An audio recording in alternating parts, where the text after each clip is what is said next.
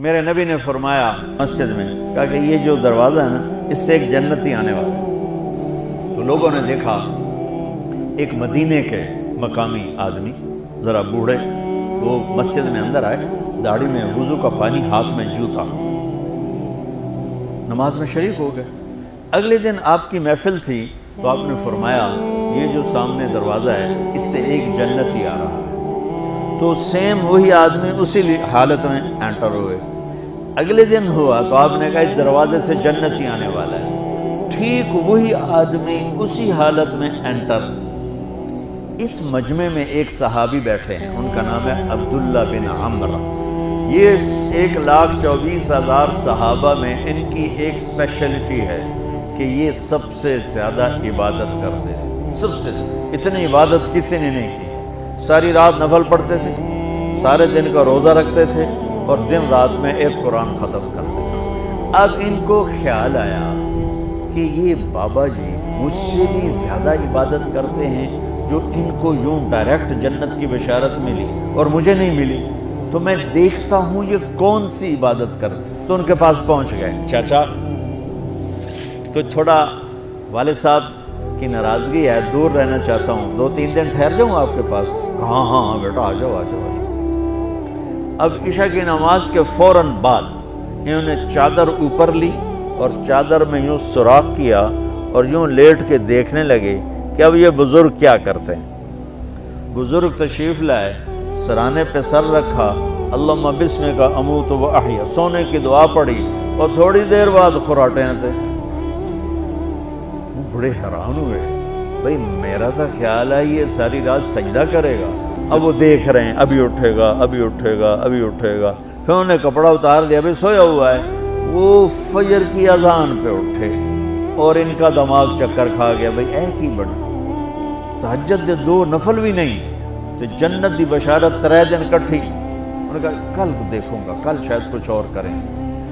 اگلے دن آئے، پھر اسی طرح یوں کر کے لیٹ گئے، اور بزرگوں نے بھی یوں کیا، اور بسمک اموت و احیا، اور پورا کمرہ خراٹے نال۔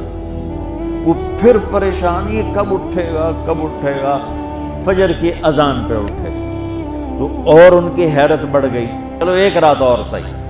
تیسری رات آئے، یہ یوں لیٹے وہ یوں لیٹے، یہ دیکھتے رہے وہ سوتے رہے، حتیٰ کہ فجر کی اذان پہ آئے تو یہ نا پھٹ پڑے، کہنے لگے چاچا بات بتاؤں؟ کہنے کیا؟ کہ میری کوئی جھگڑا نہیں تھا ابا سے، میں نے 3 دن مسلسل تیرے بارے میں سنا جنتی آ رہا، 3 دن تجھے اللہ کے نبی نے بشارت دی، لیکن میں اس بات پہ حیران ہوں تو ساری رات سوتا رہتا، کیا کرتا؟ کہنے لگے بھتیجے جو تو نے دیکھا ہے یہی کرتا ہوں۔ اب یہ پریشان ہے کہ اللہ کے نبی کی بات کو تو چیلنج ہو نہیں سکتا، اور جس کو بشارت دی ہے انہوں تے فٹ نظر نہیں آ رہی کہ کیسے 2 نفل آج کہ نیک لوگ تہجد نہیں چھوڑ دیں۔ تو کہنے لگے اچھا چلو اللہ نے ایسا ہی،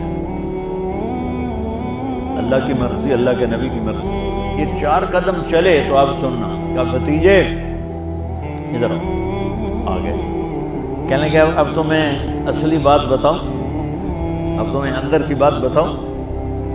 ان کا کیا ہے کیا ہے؟ تو کہنے لگے مجھے دیکھو، یہاں ہاتھ رکھا، کہا یہ جو دل ہے نا، دل، اس میں دنیا کے کسی انسان کی نفرت نہیں، اور جب اللہ کسی کو کوئی رزق دیتا ہے تو مجھے کبھی حسد نہیں ہوا، مجھے خوشی ہوتی ہے۔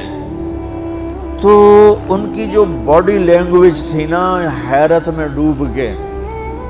وہ کہتے ہیں ہاں بات ہے، سمجھ آ گئی، یہی سے۔ انہوں نے ایسا نہیں کیا، وہ کہنے لگے ہاذا ہوا، اچھلے اپنی جگہ سے، ہاذا ہوا، یہ چاچا اب سمجھ میں آ گیا، سمجھ میں آ گیا، یہی ہے جو آپ کا سینہ اللہ نے پاک کر دیا ہے، اس پر آپ کو جنت ملی ہے۔